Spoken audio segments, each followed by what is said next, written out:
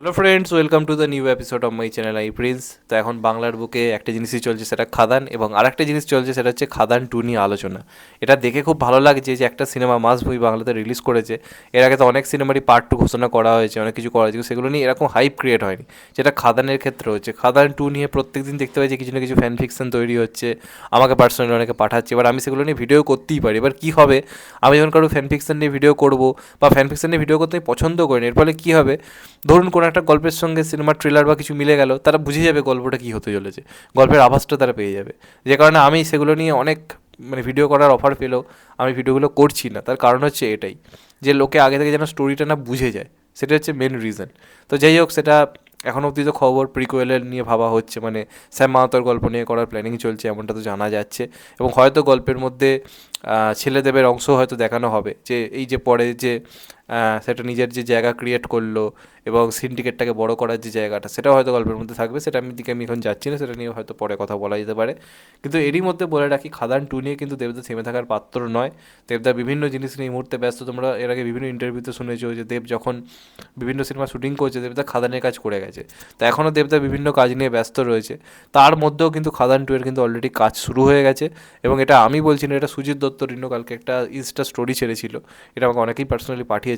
সেখানে একটা জিনিস লেখা ছিল যে এই টিমের একজন গিটারিস্ট তাকে খাদান টু এর একটা মিউজিকের একটা বিজিএম টোন শোনাচ্ছে।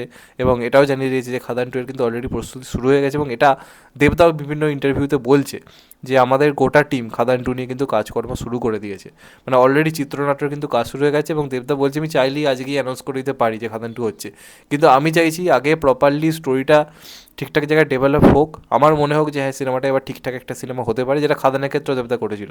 খাদান দেবদা তখনই অ্যানাউন্স করে যখন দেবদা মনে হয়েছে যে হ্যাঁ এটা সিনেমাটা ওয়ার্ক করতে পারে।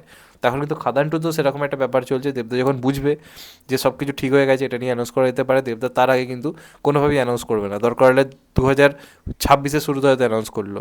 এই সারা বছরটা হয়তো চিত্রনাট্যে কাজ চলবে, এবং এটা দরকারি যে এতটা চিত্রনাট্যে কাজ করা হচ্ছে, এটা দরকার রয়েছে এতটা টাইম নিয়ে। তো 2026-এ তো দেবদা আসতে পারে বলেছে, ক্রিসমাসের টাইমে। আমরা ওয়েট করছি ক্রিসমাসটা আসার একটা বিরাট চান্স রয়েছে। তো সেক্ষেত্রে হয়তো আমরা দেখতে পেলাম 2025-এ দেবদার বার্থডেতে বা 2026-এর শুরুতে হয়তো কোনো অ্যানাউন্সমেন্ট এলো। এই মুহূর্তেরই কোনো অ্যানাউন্সমেন্ট আসবে না, কারণ দেবদা বলেই দিয়েছে যতক্ষণ না আমার মনে হচ্ছে যে স্ক্রিপ্ট ভালো জায়গায় গিয়ে পৌঁছেছে, তার আগে আমি কোনোভাবেই অ্যানাউন্স করবো না। আমি এখন অন্য কাজে ব্যস্ত থাকতে হবে, কিন্তু আমার গোটা টিম এটা নিয়ে কাজ করছে।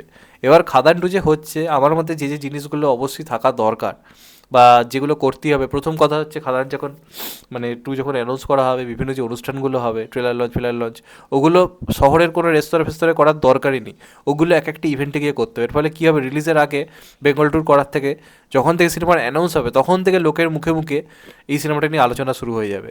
আজকে পুষ্পা টু বা কেজিএফ টু নিয়ে কিন্তু সারা বছর ধরে আলোচনা চলে, সিনেমা রিলিজের খানিকটা আগে নিয়ে নয়। এবার খাদান টু এর একটা এমনি ইনিশিয়াল একটা হাইপ রয়েছে, একটা নস্টালজিয়া ভ্যালু হিসেবে বা একটা ফ্র্যাঞ্চাইজ ভ্যালু হিসেবে একটা রয়েছে, লোকে আলোচনা করছে, লোকে হল থেকে বেরিয়ে বলছে খাদান টু আমরা এক্ষুনি চাই। এই সময় দাঁড়িয়ে কী করতে হবে, সারা বছর ধরে খাদান টু এর প্রমোশন করতে। এবং আমি জানি দেবদা এরকমই কিছু একটা করবে। এই যে বেঙ্গল ট্যুর সফল হয়েছে, দেবদা বুঝে গেছে যে এই মানুষের কাছে পৌঁছানোটা কতটা ইম্পর্টেন্ট। তো আমার মনে হয় এই ভুলটা দেবদা এবার করবে না। শুরু থেকেই বিভিন্ন যে ইভেন্টগুলো এক একটা গ্রাম বাংলাকে বেছে নিয়ে সেখানে গিয়ে করতে হবে, কারণ এই খাদান হিট হওয়ার পেছনে গ্রাম বাংলার মানুষের অবদান নিশ্চয়ই বুঝে গেছে যে শহরের মানুষরা সিনেমাকে ব্লকবাস্টার করতে পারবে না, গ্রাম বাংলার মানুষরাই বাংলা সিনেমাকে বড় করে, সিনেমাকে ব্লকবাস্টার দেয়, যে কারণে বহুরূপী সফল হয়েছে, যে কারণে খাদানও সফল হয়েছে। এটা বোঝা দরকার রয়েছে, এবং সেটা বুঝেছে বলেই তারা আজকে সেই অডিয়েন্সের কাছে আবার পৌঁছচ্ছে নতুন করে। এটা মাথায় রাখতে হবে। প্লাস যেটা আমার মনে হয়, খাদান ওয়ান যদি প্রিকোয়েল হয়, সেক্ষেত্রে সুমিত গাঙ্গুলি, পার্থসারথীদা, এদের স্ক্রিন টাইম অনেকটা বেশি দিতে হবে, কারণ এদের ছোটো ছোটো সিনের লোক আমি দেখছিলাম সিটি হাততালি মেরেছে, এবং সবারই এটা বক্তব্য ছিল এই লোকগুলোকে আরেকটু দেখালে ভালো হতো। তো সেক্ষেত্রে আমি চাইবো যখন খাদান টু হবে, নিশ্চয়ই প্রিকোয়েল হলে তো এই ক্যারেক্টারগুলোরও ডেভেলপমেন্ট থাকবে। সুমিত গাঙ্গুলি বলি বা পার্থ সারথীদা বলি, বা আরেকটা ক্যারেক্টার যেটা যিশুদার রাইট হ্যান্ড ছিল, যেটা রায়ে প্লে করেছিল, রায়া দত্ত, সেই ক্যারেক্টারটা কিন্তু সেভাবে কোনো স্পেস দেওয়া হয়নি। এবার ওই ক্যারেক্টারটা কীভাবে যিশুদার এতটা ক্লোজ হলো, যিশুদা প্রিকোয়েল যেহেতু, তার তো ডেভেলপমেন্টটা গল্পের মধ্যে থাকবে, যে কীভাবে ওই নিজের ওই রায়ত্বটা তৈরি করলো। তো সেক্ষেত্রে কিন্তু রায়া দত্তকে আমার মনে হয় প্রপারলি স্ক্রিন টাইমটা দেওয়া উচিত ওই পার্টগুলোকে। তাহলে কী হবে, এই যে সিনেমাটার এই যে চরিত্রগুলোর প্রতি ঢোকার একটা ফিল চলে এসেছিলো, তারা আবার যখন খাদানও দেখতে পাবে এই ক্যারেক্টারগুলোকে, ওই এক্সাইটমেন্টটা খাদান টুতে যখন এরাও দেখবে আছে, তখন সেই এক্সাইটমেন্টটা আরও বেশি করে কাজ করবে। তো এই জিনিসটা কিন্তু করা খুব দরকার খাদান টুতে। এবং সর্বোপরি আমার যেটা মনে হয়, যদি ছেলেদেবের জায়গা থাকে, এটা আমার ধর এটা নেগেটিভিটি নয়, আমার খাদান কেমন লেগেছে সেটা আমি বারবার বলেছি, আমার এটা বারবার মনে হয়েছিল দেবদাকে আরেকটু ওয়েট কমাতে হতো, আর একটু ওয়েট কমানো দরকার ছিল, মানে ওই যে চ্যাম্পের যে ফিগারটা ছিল ওটা একদম পারফেক্ট ফিগার ছিল ছেলেদেবের ক্যারেক্টারটার জন্য, তার থেকে একটুখানি বেশি আমার হেভি লাগছিল দেবদাকে। তবে অনেস্টলি দেবদা বলেছে তাকে পুল আপ করতে পেরেছে ওই ফিগার নিয়েও, কিন্তু ওই ক্যারেক্টারটা যে ফিগারটা ডিমান্ড করে সেটা হচ্ছে ঠিক ওই চ্যাম্পের যে ফিগারটা ছিল।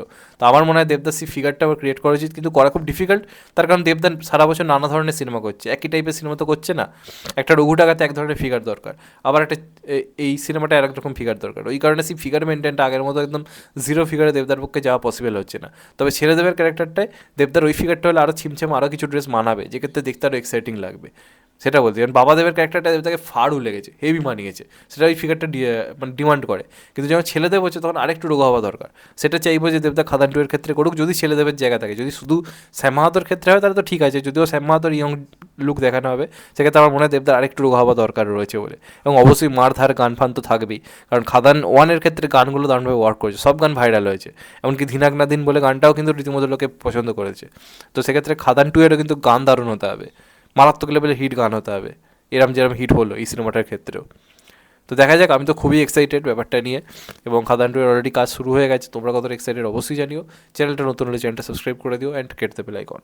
ভালো থেকো সবাই, টেক কেয়ার, নমস্কার, আবার দেখা হবে। এখন তো বাই, সবাই ভালো থেকো, সুস্থ থেকো, নমস্কার, টেক কেয়ার, আবার দেখা হবে। ভালো থেকো সবাই, টেক কেয়ার।